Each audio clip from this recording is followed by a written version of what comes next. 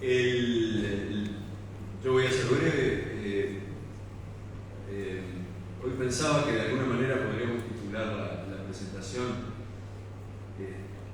de las escuchadas a la Alianza Francesa, porque todo esto empezó con Jorge, a que yo le sigo llamando Jorgito, que es un señor grande ya, cuando nosotros escuchábamos música juntos y él llegó a lo que llegó, es un notable cantor, cantautor.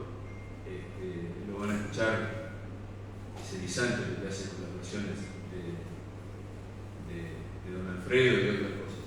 Y nosotros escuchábamos lo que en aquella época se llamaba Cantón Bebé, que eran tipos, pobres tipos, Mateo, Ra, Opa, el sindicato. El otro día me estaba acordando de las habilidades de la letra de una canción del sindicato, donde se define a una mujer que es María. No sabemos muy bien cuál es la profesión de María, pero que espera un niño, entonces todos pensamos María, pero un niño, la madre. Y después dice, ya no trabaja más. Entonces en ese verso, de hecho, con palabras muy comunes, todos sabemos a qué se dedica María. Bueno, esa era la música uruguaya por esos años. Y había un solo de guitarra que siempre, supongo que Jorge ahora podrá sacar, pero que era una de nuestras pasiones. También leímos y escuchamos a Paco Ibáñez, ahora que estamos en la Alianza, cantando a Brassens. Es adulto, taciturno, dueño del tiempo cruel, nombre hermoso de Saturno, pero es un dios, cuidado con él. Y bueno, está acá por eso, porque me parece que forma parte de una suerte. Es una frase horrible, esta la detesto, pero como una suerte de banda sonora que recorre todos estos libros, es como lo que spoilean, tipo palabras que pasan horribles. Pero bueno, tiene que ver con todo esto, la milonga, el tango, el candombe están presentes en estos tres libros. Así que por eso está acá él, y amén de que es un tipo muy importante en nuestra música. A Damián lo conozco de las épocas de la Sopa de Letras, un nombre verdaderamente maravilloso, que estaba en radio, no sé cómo se llama ahora la radio, porque cambia el gobierno y le dan vuelta al caballo Artigas para ver si mira para el norte, para el sur, todos quieren fundar la patria. Ahora no sé cómo se llama, no sé qué. Radio, no, la 26 no cultura. Radio Uruguay, ya ese es el ruido. Y ahí conocí a un muchacho muy joven que tenía una publicación en Maldonado que se llamaba Iscariote, y que por él conocía a otros escritores, a Leonardo Cabrera, a Leonardo León, a Pedro Peña, hay gente que colaboraba allí. Lo recuerdo escuchar en una columna muy interesante, y alguna vez nos cruzamos, porque él hacía de Maldonado y yo iba al estudio, y durante muchos años estuvimos allí. Y después lo fui siguiendo y lo fui leyendo, y tuve el honor y el placer de presentar una novela de él que se llama Herodes, que tiene que ver con la pérdida de la ingenuidad, que no es menor el tema en el Uruguay de hoy. Y bueno, y la inocencia, Herodes, esta palabra unida a la matanza de los inocentes. Entonces, bueno, las escuchadas a la Alianza Francesa. Quiero agradecerles a ellos dos, por supuesto, a todos los que han venido hoy, y agradecerles también a Martín, de la editorial, y a su elenco femenino, que es una especie de harén, que es Tamara, es Lucía, que es la tapera, que por el mundo sabe, la tapera es una vivienda rural abandonada. No, es la que hace las tapas de las tres novelas, y que en esta última trató de conjuntar todos los colores, y yo les troqué la vida pidiendo cosas, pero bueno, Lucía llegó a una etapa que me parece por lo menos como que sea una persona inquietante. Y también a Mariel, que trabaja en la parte de prensa de UNE, y a Marcela, que siempre está a la vuelta, y a la que siempre nombro porque me parece una lectora finísima. Bueno, y ahora tiene la palabra Damián, no sé lo que va a hacer, porque acá somos libertarios en serio, no como algunos que andan por ahí, y luego cantará Jorge, espérenlo, va a ser lo mejor. Bueno, muy buenas tardes. También me siento muy contento de estar acá y muy agradecido. Muchas gracias, Álvaro, por la confianza de hablar no solamente de Iracumbia, porque como como es notorio, vamos a tener que remitirnos a otros dos libros, ¿no? Vamos a hablar una hora de cada uno, vamos a hacer un corte de 5 minutos en el medio, eso es lo pautado. Bueno, muchísimas gracias también a la editorial por confiar en mí para estar acá presentando esta tercera parte de Pongo entre signos de interrogación, si es que aceptás el mote de trilogía, ¿no? Yo medio en broma, medio en serio el otro día en Instagram, cuando la editorial me pidió que publicara el afiche, ¿no? Para difundir la actividad. Escribí algo así como, bueno, se presenta la última parte de la trilogía cívica de Álvaro Ojeda, a riesgo de que ese nombre espantara o cayera un poco mal, porque por ahí tenemos una idea de lo que es el civismo como práctica de interrogar la realidad, que quizás haya quedado un poco empolvada, pero creo que un libro como Iracundia viene muy bien para recordarnos ese gesto sobre la realidad, ese gesto sobre la sociedad. Sobre eso quería hablar ahora al comienzo. Mi idea también es hablar, conversar en ese sentido con Álvaro, así que le voy a hacer un par de preguntas. Sin embargo, antes de preguntarte algo, me voy a referir a dos aspectos que me interesan mucho de Iracundia y que vienen, por supuesto, de las novelas previas, que son Congoja la primera y Misantropía la segunda.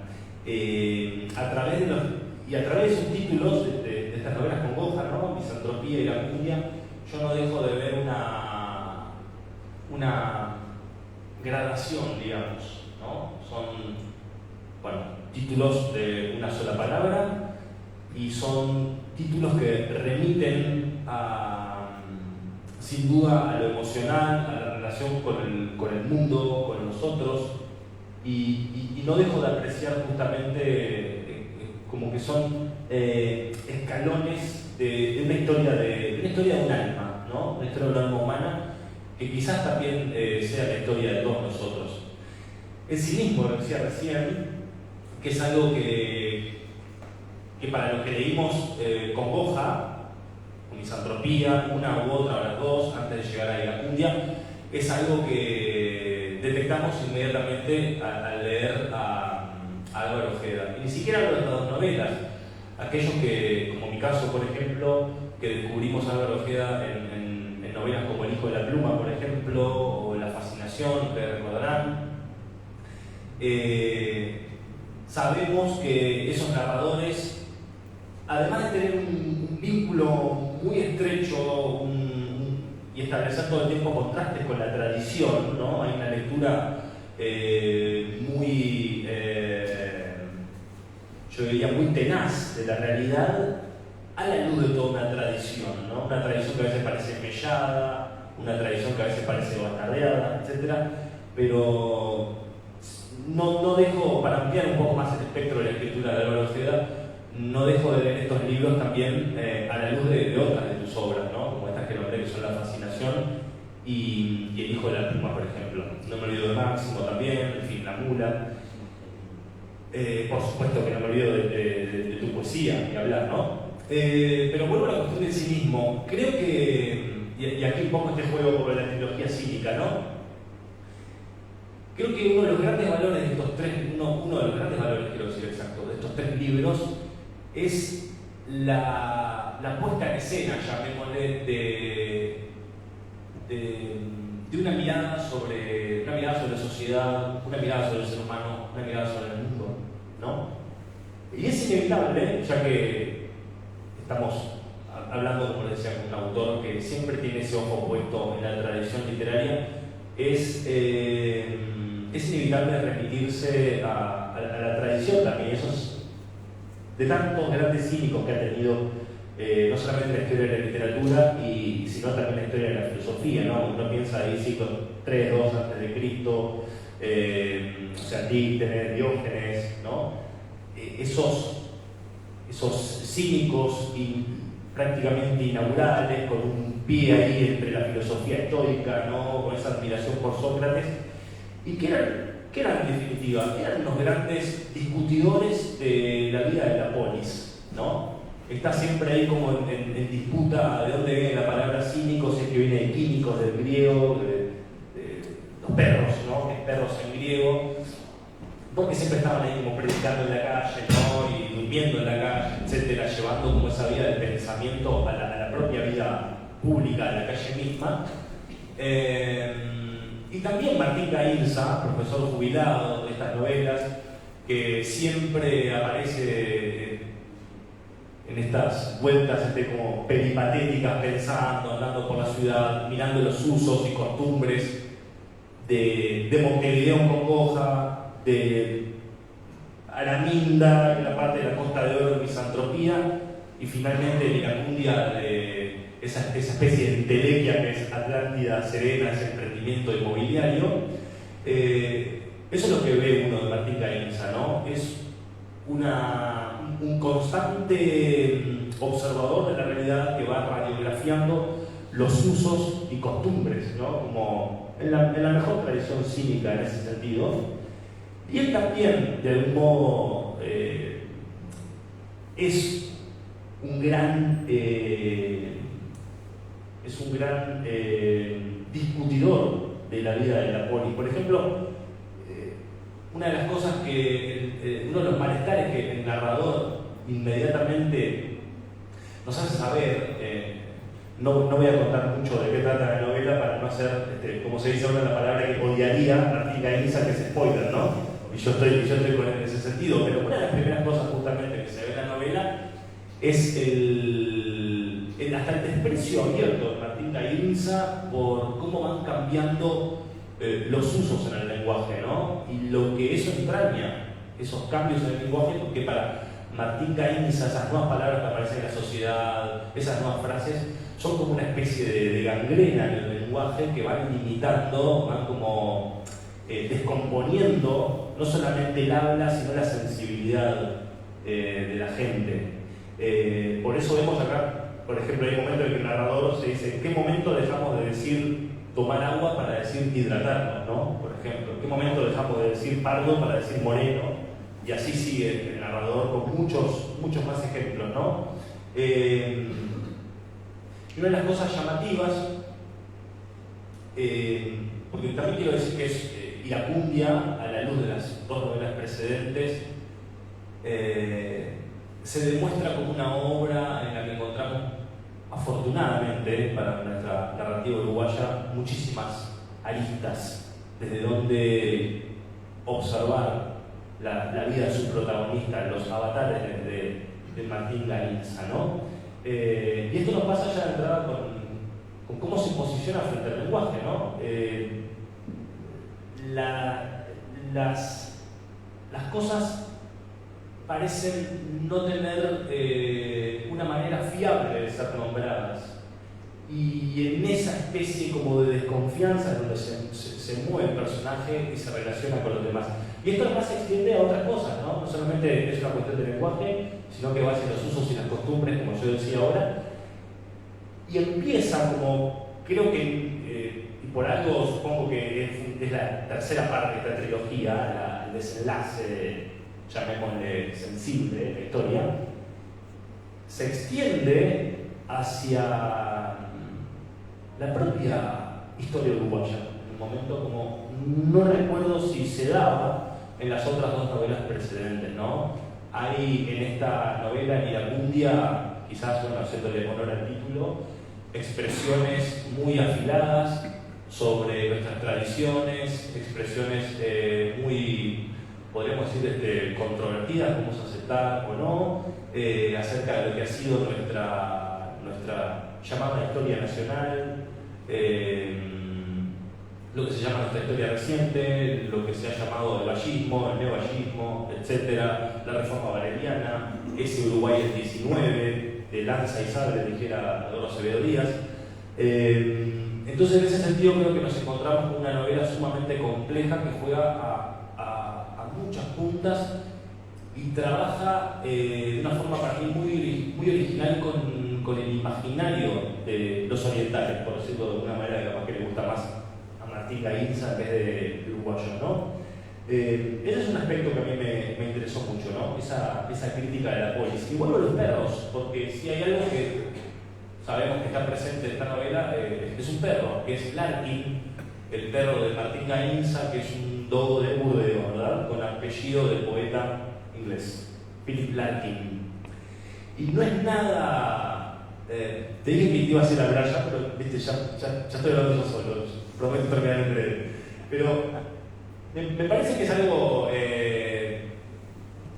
muy destacable, muy elogioso, detalles como este, ¿no? Que no es una simple ilustración, la de ver a un personaje que siempre está acompañado por este perro, que pese a sus dimensiones colosales, siempre termina siendo muy bonachón, ¿no? Perro hasta yo diría bastante reflexivo, y que por algo también tiene nombre de poeta, ¿no? Aquí sobre el final, cuando estaba terminando de leer el libro, una de las últimas reflexiones que en esta provisional trilogía dice Martín Gainza sobre su perro, dice: ¿acaso mi perro, con nombre de apellido poeta inglés, escucha lo que nosotros no escuchamos y vemos? ¿No? Hay siempre como entre líneas una apreciación del Larkin, de este compañero de las andanzas de Martín Gainza, como un poco más allá de su animalidad, un poco más cerca de esa condición del lenguaje, llamémosle articulado, no sé, o intuitivo, ¿no?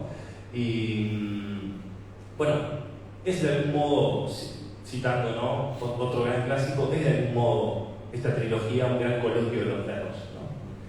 En ese sentido, recordando aquella novela ejemplar de Cervantes en la que un tipo que está convaleciente en un hospital escucha a dos perros hablando ahí por debajo de la ventana, que saben mucho de estética, de filosofía, de astronomía, y empiezan ahí como a desarmar todo el ciclo de los españoles son perros.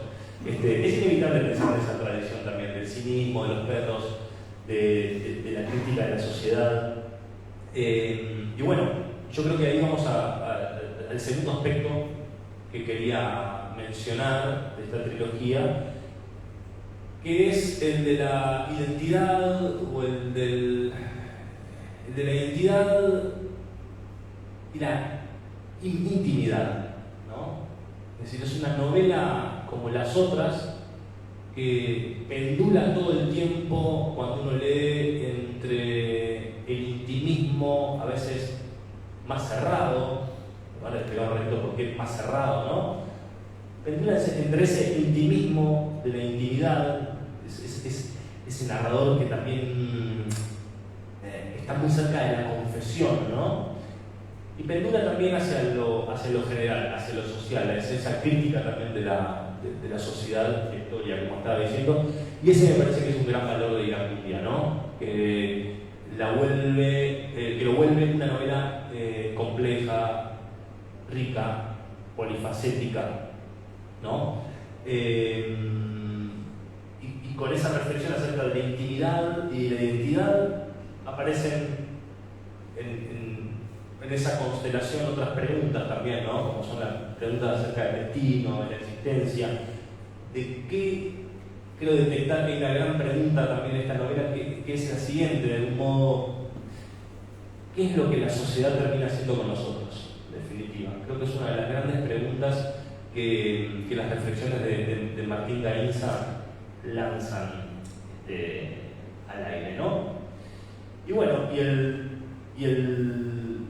y un tercer aspecto de los dos que quería nombrar sería ese Uruguay, como decía al comienzo, ¿no? Esa gran reflexión sobre qué fue esta patria, ¿no? Hay una gran reflexión acerca de cómo empezó este país, muchas veces entre líneas, a veces más, menos explícita, y esa cita también con el destino que parece tener o evadir quizás el Uruguay.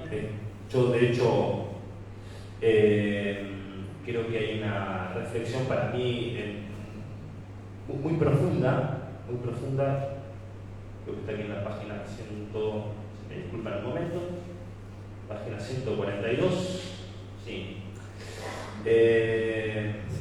Porque creo que esta novela toca algunos puntos sensibles de la cultura uruguaya. Y uno de ellos es el de la espera. Dice Martín Gainza, narrador en un momento, ¿no?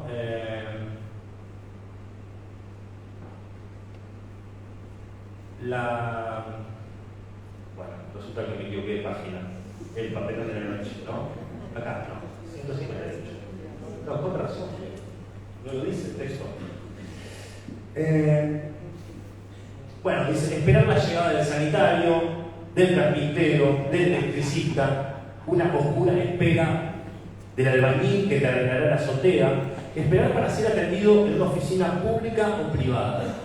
Resulta curioso que en Uruguay, con la larga experiencia que tenemos en esperas, seamos tan poco proclives a esperar al Mesías en el fin de los tiempos. Nos falta trascendencia metafísica. Espera el pobre, espera el rico, espera la clase media. Espera el lector que el escritor le cuente algo interesante, que el poeta lo ilumine, que el dramaturgo lo aliente. Pero todas esas esperas reunidas no valen como moneda de cambio de la espera del orden divino, de la segunda independencia, del abatimiento de la fatalidad. Y esos fragmentos como el que acabo de leer, muy bello por cierto, como, no sé si lo dije, pero no viene mal decirlo de nuevo, creo que la prosa, el lenguaje de Álvaro Ojeda es uno de los más disfrutables de la narrativa uruguaya hoy por hoy. Realmente es un placer leer su manera de, no sé si le gustaría a Martín Gainza, su manera de engarzar las palabras, ¿no? Pero creo que en este fragmento toca como puntos muy sensibles de la cultura uruguaya. No puedo dejar de recordar, por ejemplo, una de las grandes esperas de la literatura uruguaya, que es el cuento Esbjerg en la costa, de Juan Carlos Onetti, ¿no? No puedo dejar de recordar un ensayo para mí impresionante sobre el Uruguay del historiador Roberto Ares Pons, que se llama Uruguay, Provincia o Nación, creo, me corregirán. Y una de las cosas muy interesantes que dice Roberto Ares Pons, es un libro de mediados de los años 60, si no me equivoco, él dice algo así que el Uruguay es un país que se caracteriza por esperar, siempre está esperando algo, nunca se sabe qué está esperando, si es otra copa del mundo, si es que encuentra el petróleo un día para tener independencia energética, etc. Pero es un país que siempre está esperando y esa es su condición, es una condición de espera. Quizás se la contrasta un poquito con la Argentina en ese sentido, a nuestra condición.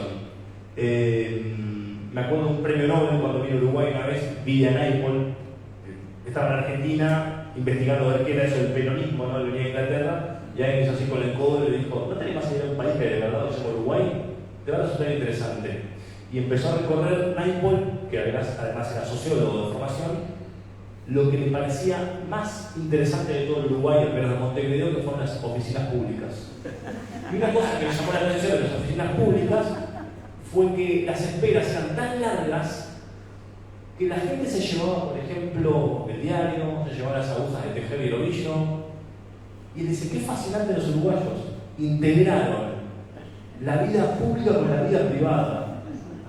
Y se fue con esa percepción y volvió a Buenos Aires a ver qué era eso del peronismo, ¿no?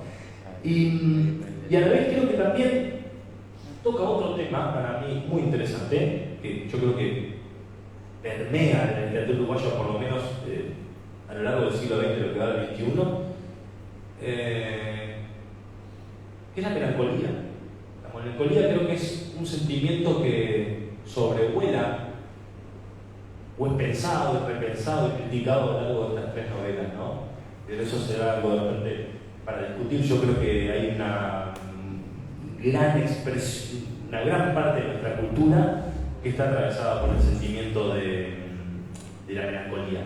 Así que bueno, voy a dejar que vos me por todos, por favor, y me gustaría empezar con una pregunta, y es muy general, y es ¿en qué momento te diste cuenta, no sé si escribiendo con Goja, en qué momento te diste cuenta de que había más de una novela o había un proyecto para seguir, un proyecto narrativo más largo, y por qué? Yo ya lo he dicho varias veces, no me alegrar en el público, no. Yo me considero un discípulo de Richard Ford.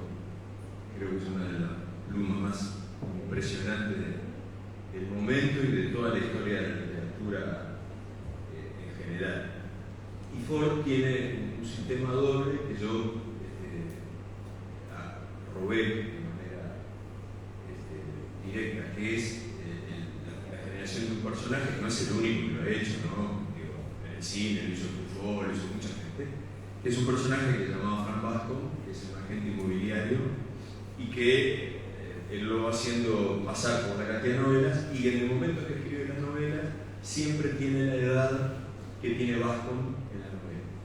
Están escritas en primera persona, pero van y vienen, y bueno, creo que ahora termina su ciclo con Bascom en una novela que ya está publicada en España y que acá todavía está publicada. Ahí yo me di cuenta que me parecía que para eludir el momento de decir, bueno, estoy enojado con tal cosa, pero la bronca tiene mucho que ver en la escritura, vos lo sabrás. Estoy preocupado por tal cual cosa, lo bueno era que fuera un discurrir, que fuera un fluir, que se pareciera a las caminatas con Larkin, y tenía dos o tres ideas con dos o tres tipos que para mí son fundamentales en la literatura, que me llevaran a progresar con ese personaje y que no me repitiera, cambiar sus escenarios, no sus costumbres, porque sus costumbres son las que hacen de llevar la reflexión, pero sí cambiar sus escenarios, cambiar sus amores, mantener su hedonismo insoportable, y mantener la primera persona hasta un momento final. Echar a perder, se dice, ¿no? O se dice también estropear, es un lindo verbo en la primera conjugación. Y yo quería trabajar con eso. También esta novela tiene un aspecto que vos tocaste hoy y que me parece muy importante. Esta novela es una elegía también, ¿no? Con un amigo muerto que subo, Fontana. Cigarrillo de la Paz, la tapa de su mejor novela, que es El Príncipe del Azafrán, y que por supuesto decía que no era la mejor novela de él, como corresponde. Y también un chiste que hacíamos siempre cuando nos reuníamos, que decía que su abuelito era un tarado, que se había equivocado, en lugar de parar acá, tendría que haber seguido hasta Estados Unidos. Entonces tendría otra vida. Hasta que yo un día le dije, ¿te das cuenta, Hugo, que hubieras participado por lo menos en 2 guerras? Ya me cambió un poco la cara, porque, claro, sí, no estás en el imperio, pero el imperio te manda a exterminar bengalíes, si es necesario. Entonces, yo creo que eso también tiene mucho que ver.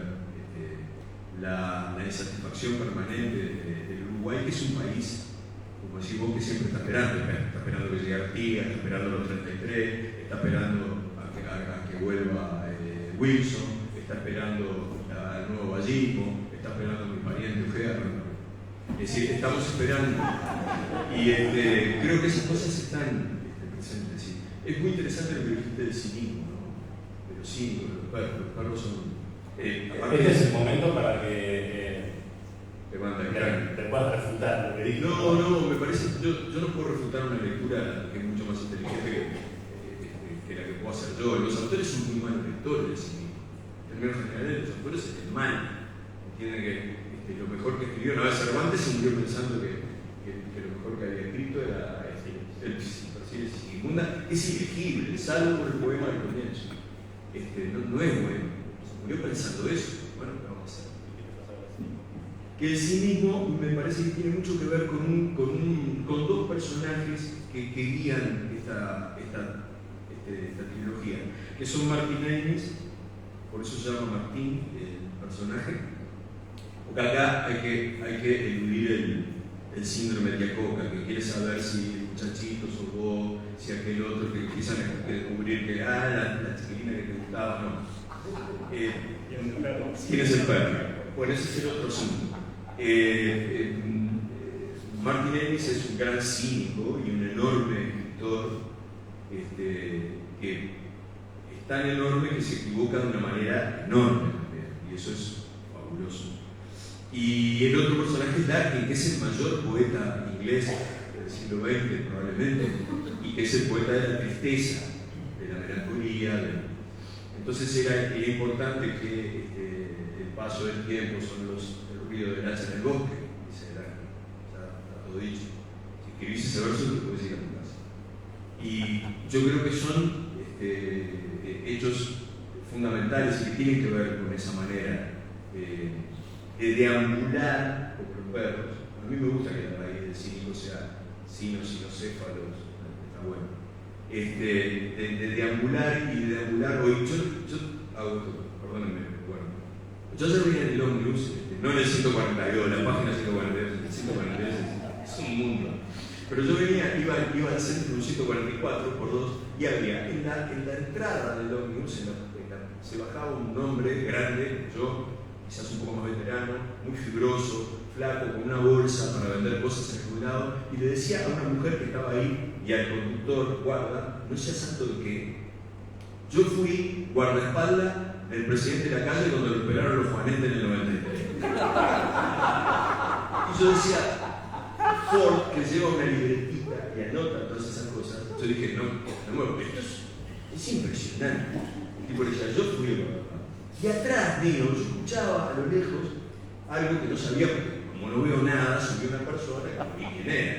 Y era una chiquilina que estaba usando el karaoke cantando una canción de Cristina Aguilera, una cosa así, y volaba en el ómnibus, cantaba muy bien la Luisa, en ese estilo de gimnasta que tienen las rubias bellas estadounidenses, ¿no? Aunque se apelliden Aguilera, como el patito. Pero es Uruguay, en resumen. Un tipo hablando de los juanetes del presidente que él cuidó, los juanetes, la operación, bueno, no sé. Y yo después pensaba, claro, la calle rengueaba, fíjate vos a dónde te lleva. Y la mujer está cantando. Bueno, yo creo que ahí está el deambular cínico, ¿no? Yo tomo pocos ómnibus ahora, tomaba un par de ómnibus siempre, que daban la vuelta al mundo, pero es cuestión de observar, nada más. E incluso si no ves bien, escuchar. ¿Cuál es la relación que une la intención de pertenecer al primer mundo canoro con un individuo que habla de un pasado? Y aparte era Consuelo de Macaruso, que jugó en Wander, jugó en Peñarol también. Yo llamo el Consuelo de Macaruso, y yo tengo poca plata porque soy un hombre honesto, que eso es una versión uruguaya, clásica. Y dije, esto es una cosa fabulosa. Por eso va a haber una cuarta novela, seguramente. De ahí ya no sé dónde iré a vivir. Pero digo, eso es lo que me indujo, ¿no? Y bueno, si no es el Uruguay, digamos, el Uruguay no puede casi definir nada por sí solo, vos lo sabés, ¿no? Somos tomadores de precios de casi todo. Acá hemos nombrado una de las culturas a las que más detestamos, pero de las que más nos abrevamos, que es la cultura argentina. Nosotros nos abrevamos de esa cultura. Yo me crié con Radiolandia encima de la mesa en casa. La coca no es una droga, como Isabel Sartre. Entonces digo, ese tipo de cosas, cuando nosotros podamos reconciliarnos con eso, a lo mejor cambia sustancialmente nuestra literatura y no hablamos de, yo qué sé, de cosas que tienen una falta de empatía, que es una palabra gastada ya, pero de empatía brutal con lo que nos pasa todo el tiempo. Vos nombraste a Nettie decía que él se iba a sentir consolidado cuando sus novelas fueran personajes que estaban en la calle, que de alguna manera era anticipar a esos personajes, esa relación unívoca, ¿no? Bueno, yo creo que eso está presente y eso lo da el deambular cínico, ¿no? El deambular, el vagabundear, el ramonear, que te permite estas cosas. Al respecto, creo que es pertinente mencionar otro de los puntos neurálgicos para mí que tiene esta novela Iracundia, que es que se desprende un poco de lo que estaba contando recién, que podría estar entre palabras como la inseguridad, tal como se maneja el concepto entre no sé, los medios de comunicación, la gente en la calle, y la miseria, el desplazamiento social, para hablar un poco también de cómo esta novela se orienta hacia varios puntos, ¿no? Y creo que hay buena parte del conflicto de la cumbia, de hecho el título me parece bastante solidario con esa idea, que tiene mucho que ver con la inseguridad, pero ya no esa inseguridad como concepto que uno ve siempre como intercambio en la sociedad entre los medios, sino una inseguridad que pasa también por algo más metafísico, llamémosle, más espiritual, y que creo que es uno de los grandes puntos que tiene la cumbia, ¿no? Ahora que estás diciendo, bueno, podemos aspirar a otro tipo, palabras más, palabras menos, decimos, bueno, podemos aspirar a otro tipo de literatura, yendo hacia ese deambular cínico, ¿verdad? Por la sociedad, observando más, mirando más.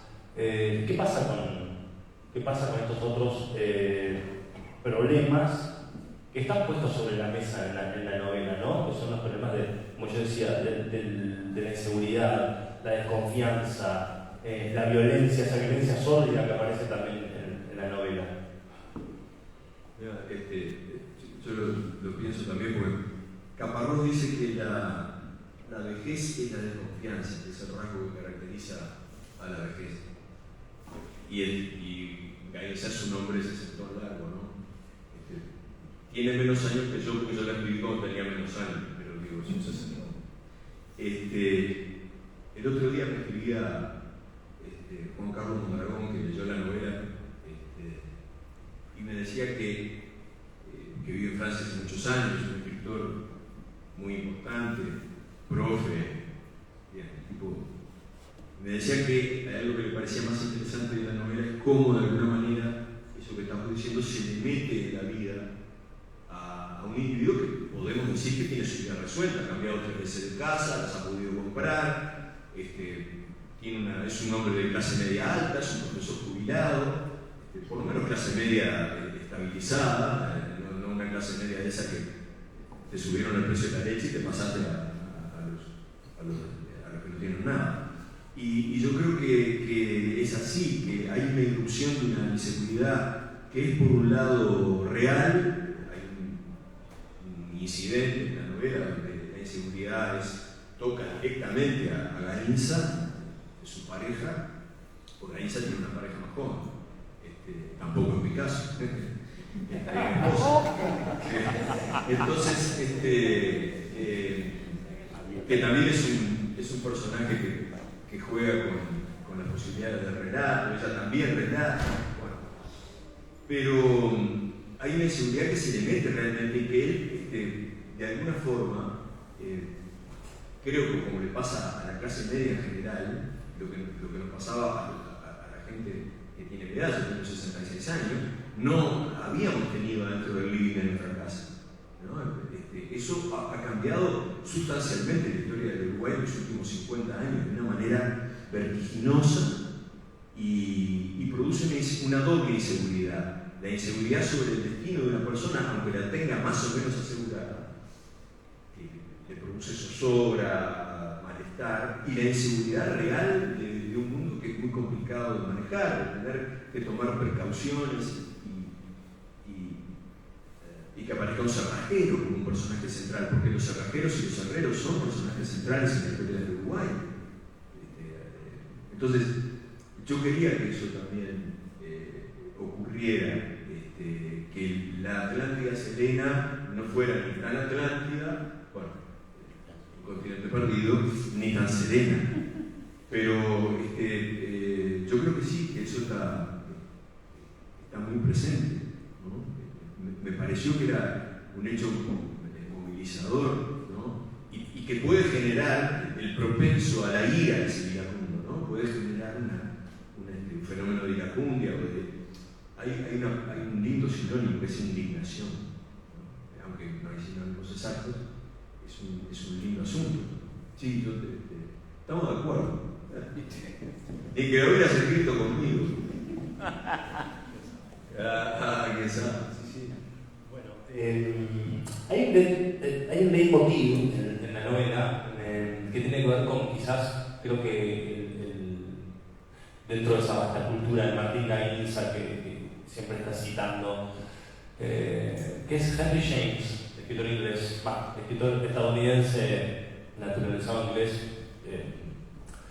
creo que vivió casi gran parte de su vida en Inglaterra y le hizo lo grande de su obra, exacto. Y hay una frase de Henry James que aparece, no sé, no menos de 6 veces a lo largo de toda la novela, que además es una frase que yo le escuché más de una vez a Álvaro en presentaciones de libros, no sé si en entrevistas, en diálogos, que es Henry James, 2 puntos. Decía, cuenta un sueño, pierde un lector, ¿no? ¿Por qué esa frase? Yo tengo una idea, ¿no? Pero ¿por qué esa frase está tan presente en tu discurso? No solamente en el discurso de tu personaje, sino además en tu discurso personal. Porque Henry James era un sabio y que tenía una cicatriz oculta, que nadie sabe cuál era porque nunca se mostraba, y que hizo el viaje que hizo Eliot también, y se transformó en el inglés más simple de los ingleses. Un novelista excepcional que yo creo que no lo lee ni el oro a esta altura del campeonato, pero bueno, Henry James yo creo que tenía un gran criterio porque estaba centrado en un imperio de la universalidad. No hay nada menos pasible de provocar un efecto conmovedor que un sueño, porque los sueños son absolutamente individuales, más allá del sueño de que estoy en calzoncillo delante de una audiencia o que me caigo por una escalera, que son los sueños que todos hemos tenido tú. ¿Quién no se despertó? Yo estoy cayendo, no, te está cayendo. O que, yo qué sé, orinas porque tenés ganas de orinar. Y entonces, El examen. Claro, el examen. Entonces, son 4 o 5, no son más. Wittgenstein decía eso pegándole un sablazo a Freud. Porque Wittgenstein decía no se puede deducir nada a partir de algo tan absolutamente individual como un sueño. Y aunque hay razón, yo creo que no tenía razón, pero ¿cómo discutís con Wittgenstein? No discutí. Entonces le decís, sí, tiene razón. Y me pareció que nuestra literatura, en algún punto, y sobre todo la poesía, carece de la idea de la necesidad del universo.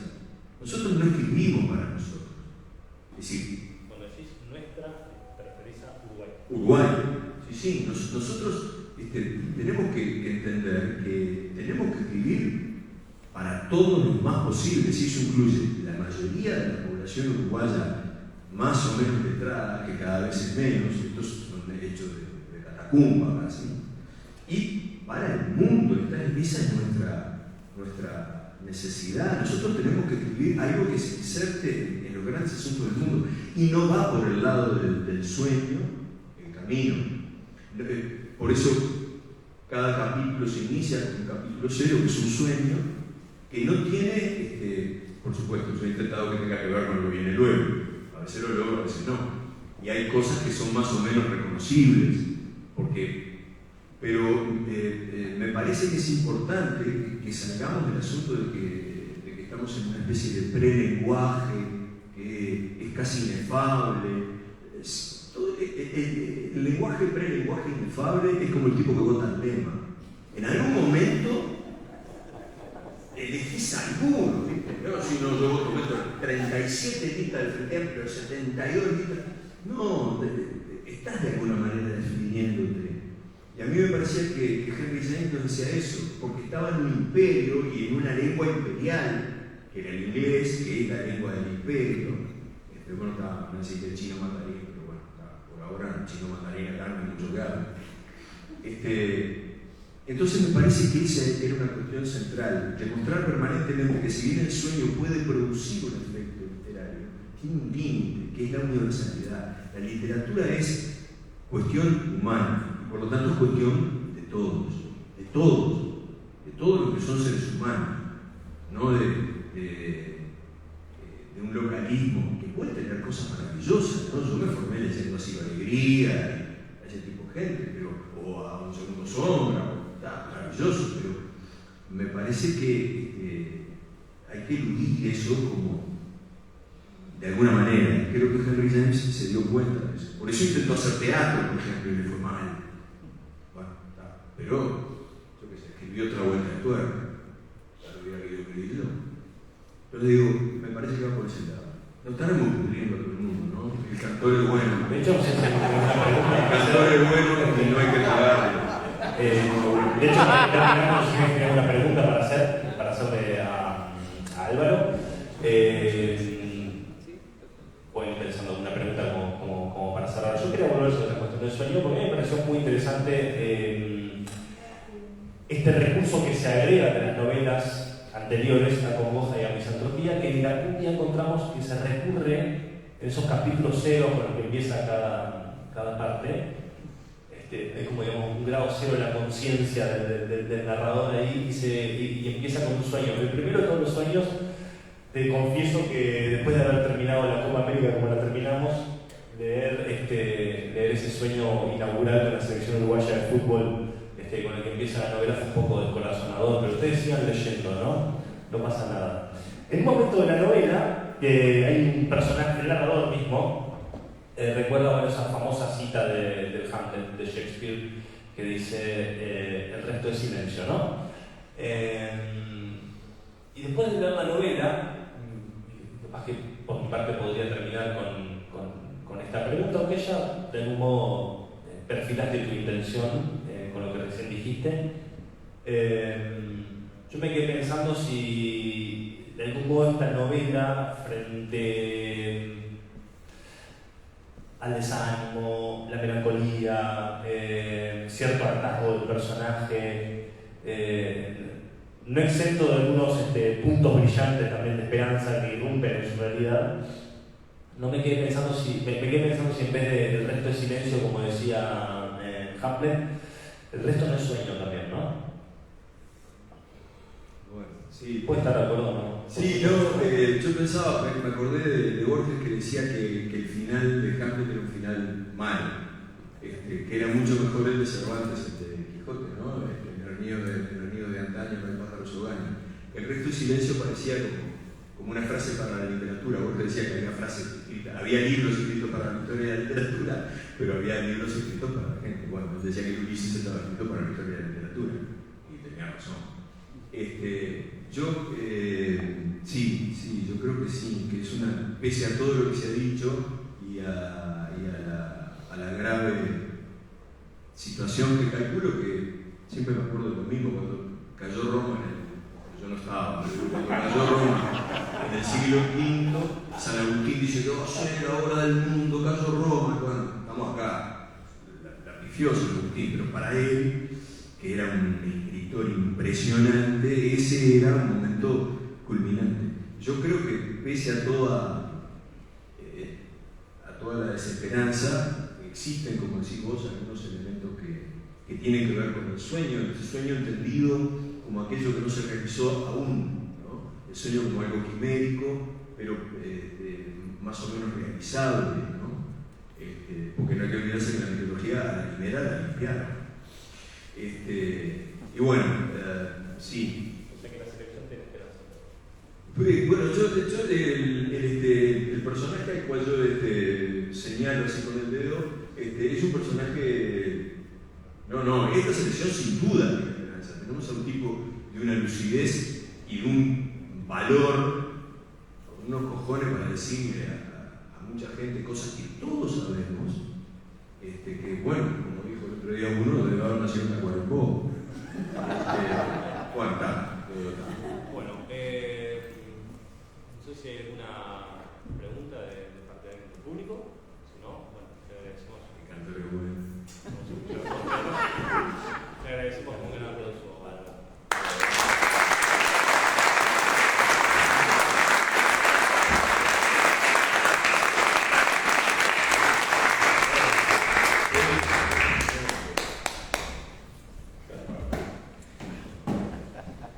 Ahora voy a hacer el cuento de sin nada.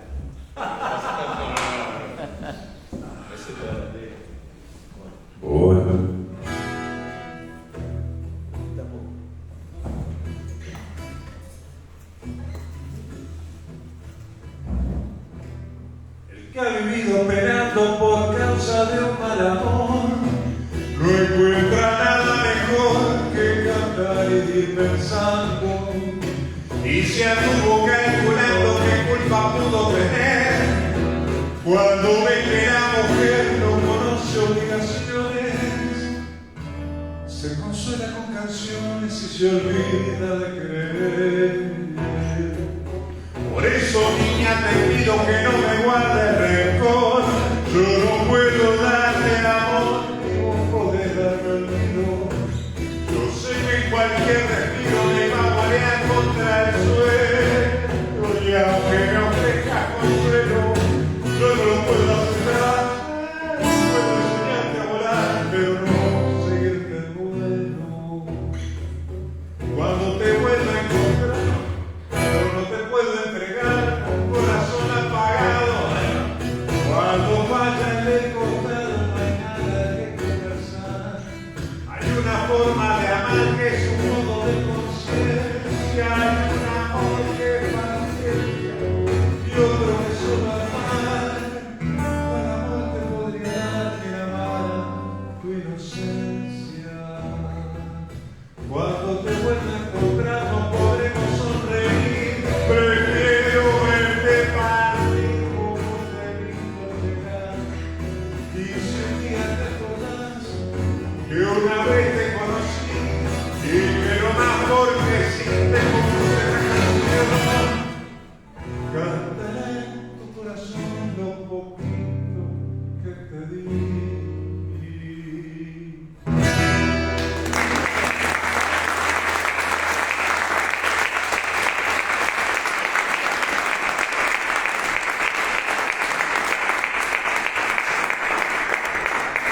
Muchas gracias, son muy amables. Para mí es súper lindo poder estar acompañando esta presentación de Álvaro. Yo soy, en teoría, el mayor de un montón de hermanos, 3. Mis padres y 2 más después de cada uno de ellos. Pero yo tengo un hermano mayor que se llama La Rojera, al que conozco hace nada más de 50 años. Eso pasa como se pone viejo y se pone a acordarse, digamos, ¿no? Yo tenía 12 cuando conocí a Álvaro, por vínculos de amistad de nuestra familia, y cuando tenía 14 fue que empecé a ir todos los sábados, como a las 2 de la tarde, a la casa de Álvaro, a escuchar discos en un Simpson de Scott que tenía Álvaro, y nos quedábamos hasta las 11 de la noche escuchando música. Yo mucha ganas de mi casa no tenía en aquella época, y él y su hermano y su mamá siempre fueron como muy cercanos, y escuché por primera vez a Mateo Arrada, Marino, en la casa. Fui con Álvaro cuando yo tenía 14 años a ver la película. La canción es la misma de Led Zeppelin. El día del estreno, que hubo hasta la destrucción, presenciamos del cine por parte de algunas hordas salvajes uruguayos que se encontraban ahí, que no estaban conformes con la calidad del sonido y alguna otra cosa, que me escondieron entre Álvaro y Germán Cabrera, un amigo que se fue muy joven, también muy importante, Néstor y otros, porque yo era chiquito, y era una función tras noche. Yo era medio grandote, y tenía una cara de guacho, o sea, que repartía, pero bueno, me escondí un poco atrás y pasé. Escuchábamos discos de, yo qué sé, de rock argentino, escuchábamos Papo también, escuchábamos Beatles, los Rolling Stones, muchos Rolling Stones.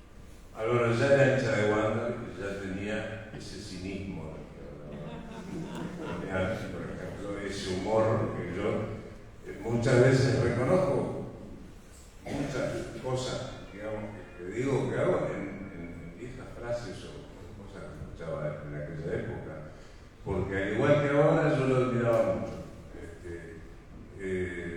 Y bueno, nada, él tuvo esa idea tan generosa de invitarme a cantar acá, y es como súper lindo para mí estar de acá cantando canciones de gente bastante más interesante y con una carrera verdadera, digamos, como es el caso de Don Alfredo, que escribía bastante bien. O sea, y quiero tomar, antes de hacer otra canción, una frase que yo también escucho cosas en los hombros. Hace tiempo que no ando mucho en un grupo, pero me acuerdo de una señora que se paró al lado de la puerta para bajar y no dijo nada, y el hombre siguió de largo y ella se quejó. Y entonces el chofer le dijo: pero usted se piensa que yo soy como Gardel, que adivino el parpadeo.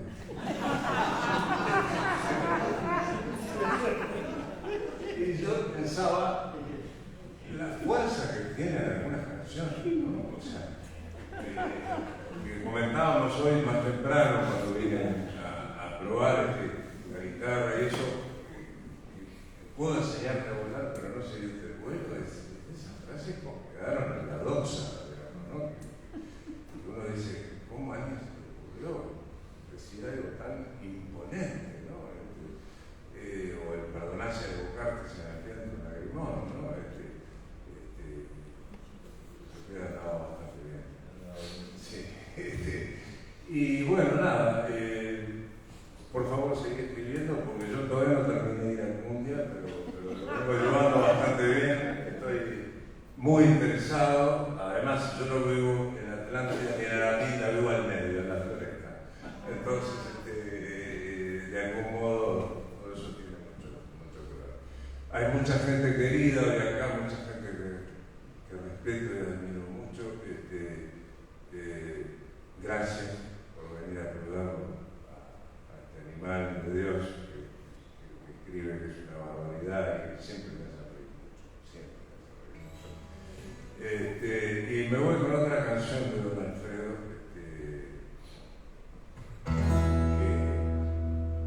que me gusta mucho y que canto hace tiempo y que también tiene algún que otro hallazgo literario, me parece, muy modestamente. Se llama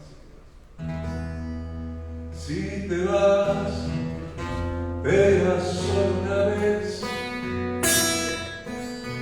para mi habrá muerto, yo te pido que me lo hagas saber. Quiero estar despierto, porque si te vas, yo quiero creer que nunca vas a volver.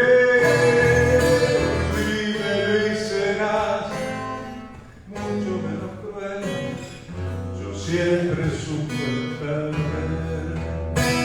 Si te vas, quiero verte partir, saber que te has ido, sin adiós es el amar y el morir. Nunca son olvido, pájaro tu piel, viento mi querer, yo te puedo comprender.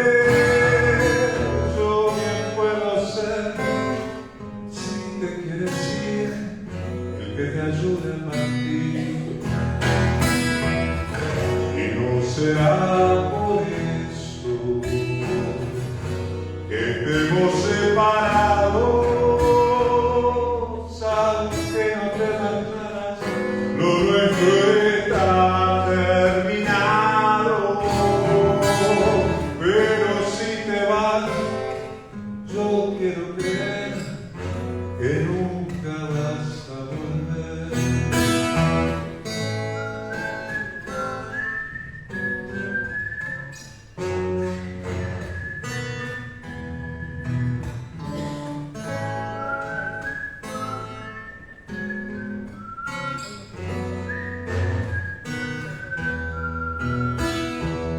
Si te vas,